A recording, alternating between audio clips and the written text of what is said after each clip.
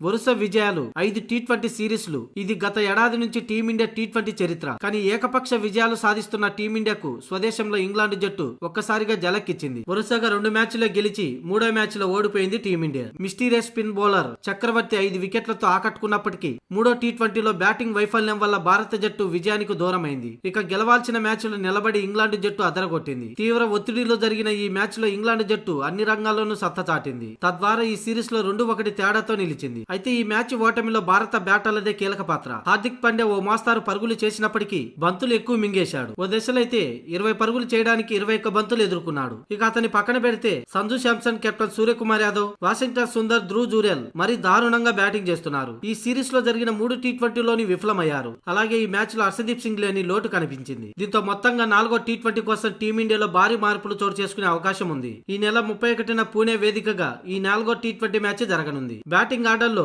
2 మార్పులు చోటు చేసుకునే అవకాశం ఉంది. ధ్రువ్ జురెల్, వాషింగ్టన్ సుందర్ 4వ టీ20 నుంచి టీం మేనేజ్మెంట్ తప్పించే అవకాశం ఉంది. వారి స్థానాల్లో రమణదీప్ సింగ్, శివన్ దుబేలకు చోటు దక్కనుంది. వీరి జట్టులోకి వస్తే అటు బౌలింగ్ తో పాటు ఇటు బ్యాటింగ్ తో టీమ్ లో కీ రోల్ పాత్ర పోషించే అవకాశం ఉంది. ఇక regular T20 bowler Harshdeep Singh playing 11 లకు వస్తే షమిని పక్కన పెట్టే అవకాశం ఉంది. మొత్తానికైతే సిరీస్ గెలవాలంటే ఖచ్చితంగా 4వ టీ20లో 2-3 మార్పులు తప్పనిసరే.